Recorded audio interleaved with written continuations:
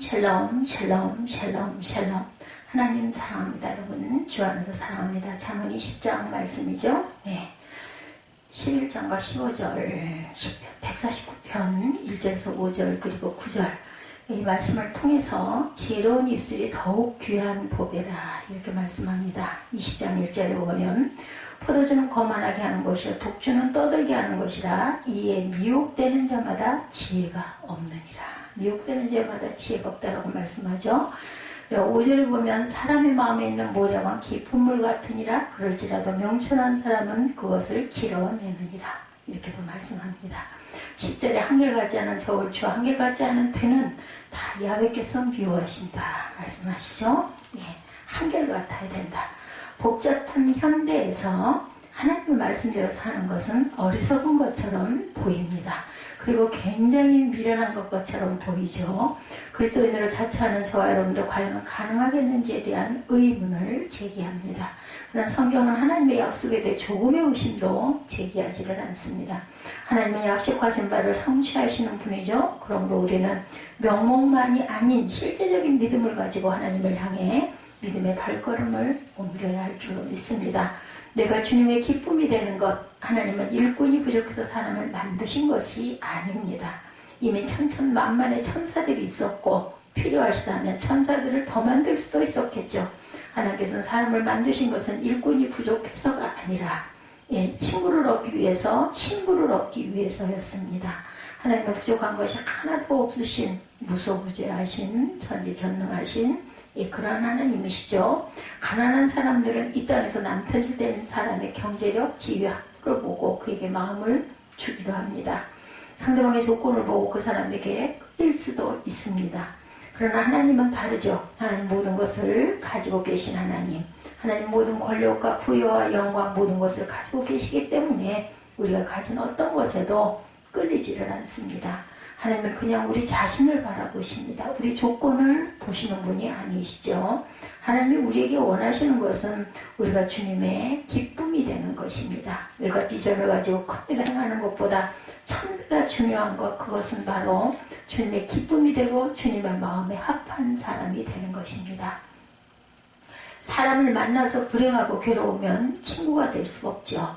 만나서 기뻐야 자꾸 만나게 되고 서로 벗이 됩니다. 남자가 여자를 만나서 괴로우면 그의 신부가 될 수가 없습니다. 주님은 우리가 어떤 큰 일을 행하는 것보다 우리가 주님의 친구가 신부가 되기를 원하십니다. 신부는 신랑에게 기쁨이죠. 그러므로 우리 최고의 관심사는 주님의 기쁨이 되는 것이에요. 주님의 마음에 합한 사람이 되는 것입니다.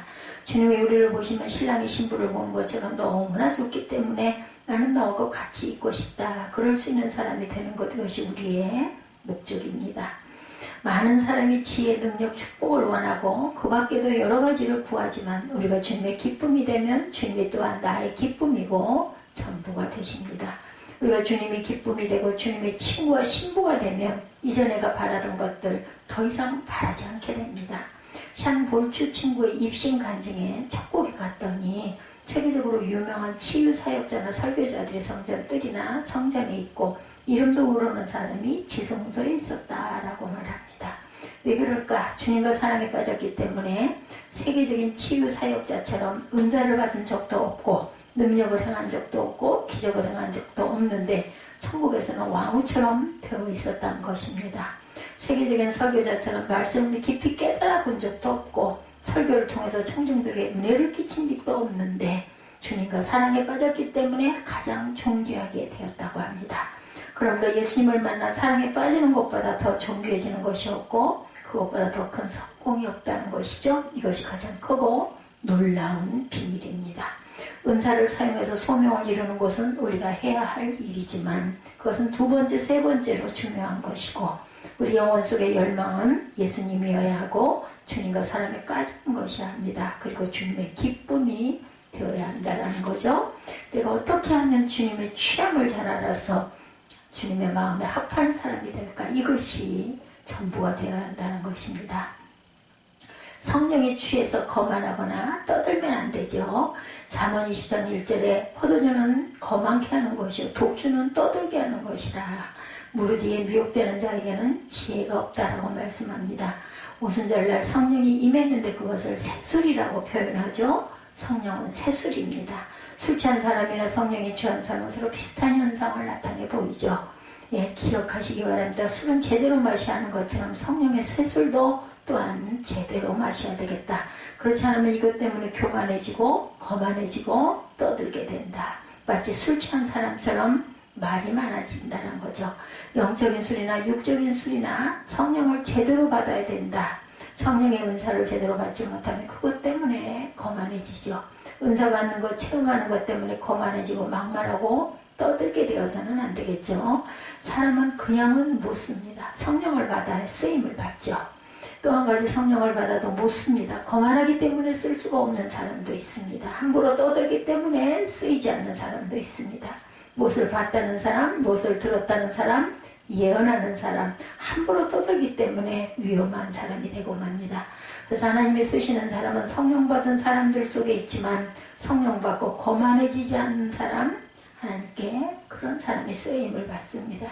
성령 받았으면 입술에 파수꾼을 세울 줄 알아야 합니다. 잠언 20장 15절에 세상에 금도 있고 진주도 많거니와 지혜로운 입술이 더욱 귀한 보석이니라 15절에 말씀하죠. 가장 귀한 것은 지혜로운 입술입니다. 우리는 막 떠드는 사람이 아니라 지혜로운 입술이 되어야 할 줄로 믿습니다. 독주를 마시고 다른 사람들보다 강력한 성령 체험을 하고 강력한 은사를 받고 아주 놀라운 것들을 체험하면 마음이 교만해지고 함부로 떠들게 된다는 거죠. 특별히 성령의 역사를 강하게 체험했던 사람들이, 특별히 계시의 영들과 예언의 영들이 강하게 임했던 사람들이 말 그대로 술 취한 사람이 아나 무인으로 떠드는 것처럼 점쟁이가 점보러 온 사람들에게 욕하고 반말하는 것 같이 무례하게 행하는 사람들이 많다는 거죠. 이렇게 해서는 안 되겠죠. 성령을 받고 더 겸손하게 되시기를 바랍니다. 단순히 기름 부음을 은사받은 것을 원할 것이 아니라 겸손해지는데 초점을 맞추시고 날로도 겸손해지시기를 주님의 이름으로 축복합니다.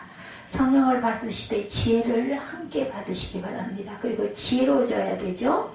예, 은사가 많아도 지혜가 없으면 쓰일 수가 없다라는 것. 능력과 은사는 많은데 좌충우돌하면 안 될 줄 압니다. 예, 골치덩어리가 되죠. 그렇기 때문에 우리는 지혜로워야 합니다.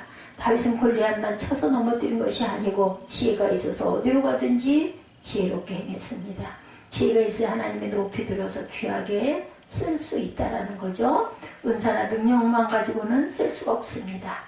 지혜를 구해서 받으시고 지혜로운 저와로 믿으시기를 주님의 이름으로 축복합니다. 특별히 입술의 지혜를 구하시기 바랍니다. 잠언 22장 1절에 많은 재물보다 명예를 택할 것이요 은이나 금보다 은총을 택할 것이니라 주님이 말씀하십니다. 진짜 명예는 내가 너를 알아주는 것이다. 세상 사람들이 알아주는 것은 다 헛된 것이다. 진짜 명예는 이 땅에서 큰 사역자가 되는 것이 아니라 천국에서 큰 자가 되는 것이라. 이 구절에 나오는 많은 재물은 큰 교회, 큰 사역, 놀라운 은사가 될 수도 있습니다. 주님이 말씀하시죠. 내가 너에게 원하노니 많은 재물보다 명예를 택해라. 겸손한 자, 낮아진 자, 섬기는 자가 되므로 많은 재물보다 명예를 택하시기 바랍니다. 돈과 지식은 독입니다. 돈이나 지식이 많은 사람을 보면 못되거나 교만한 사람이 많습니다. 그 사람이 원래 그런 것이 아니라 돈과 지식이 많다 보니 그렇게 변합니다. 돈과 지식이 많은데도 전혀 없는 것 같이 순박하고 진실한 사람들을 우리 주변에서도 봅니다. 그것을 이용할 뿐 전혀 해를 받지 않는 사람이 소수지만 반드시 있습니다. 겸손한 사람들이 바로 그런 사람들이죠. 무엇이든지 우리를 자극할 수 있고 우리를 교만하게 만들 수가 있습니다. 돈, 지식, 지위, 명예, 성공 모든 것이 우리를 자극하고 교만하게 만들기도 합니다. 그것이 복이지만 그것을 통해서 교만해지면 심지어 성령을 받는 것까지 복이 될 수가 없습니다. 겸손한 자가 되어야 하나님께서 주시는 복이 돈, 지식, 명예, 은사, 능력 이 모든 것들보다 지혜로운 입술이 더욱 귀한 보배라고 시편 149편 1절에서 5절 9절에 말씀하고 있습니다. 잠언 20장 1절에 보면 포도주는 거만하게 하는 것이요 독주는 떠들게 하는 것이다. 이에 미혹된 자마다 지혜가 없느니라. 왕의 진노는 사자의 부르짖음 같으니 그를 노하게 하는 것은 자기의 생명을 해하는 것이라. 다툼을 멀리하는 것이 사람에게 영광이거늘 미련한 자마다 다툼을 일으키느니라. 게으른 자가 가을에 밭갈지 아니하나니 그러므로 거둘 때에는 구걸할지라도 얻지 못하리라. 사람의 마음에 있는 무역은 깊은 물 같으니라. 그럴지라도 명철한 사람은 그것을 길어내느니라. 많은 사람이 각기 자기의 인자함을 자랑하나니 충성된 자를 누가 만날 수 있으랴. 온전하게 행하는 자가 의인이라. 그의 후손에게 복이 있느니라. 심판자리에 앉는 그의 눈으로 모든 악을 흩어지게 하느니라. 내가 내 마음을 정하게 하였다. 내 죄를 깨끗하게 해왔다 할 자가 누구냐. 한결같지 않은 저울주와 한결같지 않은 되는 다 야훼께서 미워하시느니라. 성공이 독이 되지 않고 복이 되기를 주님의 이름으로 축복합니다.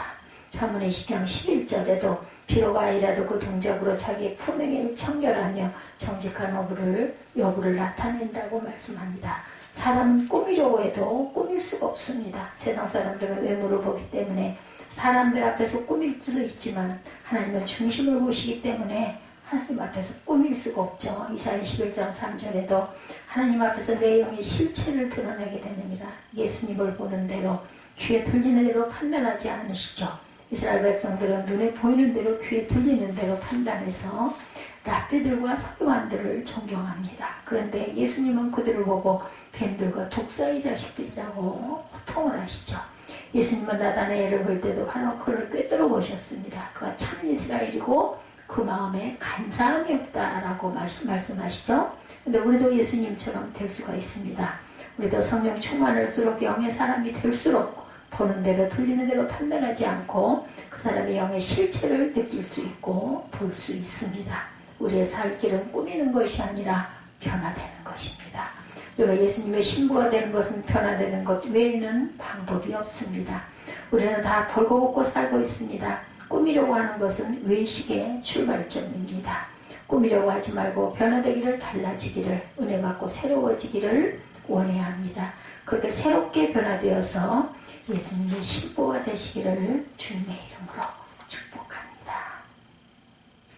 시편 149편 1절에서 5절 그리고 9절 우리 함께 읽으시고 기도하는 저와 여러분 되시기를 주님의 이름으로 축복합니다. 시편 149편 1절에서 5절 보도록 합니다.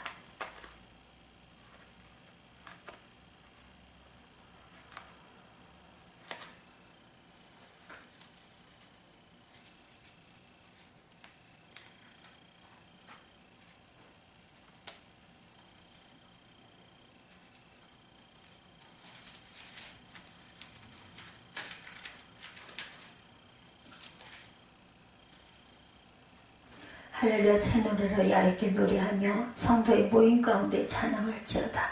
이스라엘은 자기를 지으신 이로 말미암아 즐거워하며 시온의 주민은 그들의 왕으로 말미암아 즐거워할지어다. 춤추며 그의 이름을 찬양하며 소고와 수금으로 그를 찬양할지어다. 야훼께서는 자기 백성을 기뻐하시며 겸손한 자를 구원으로 아름답게 하시니로다.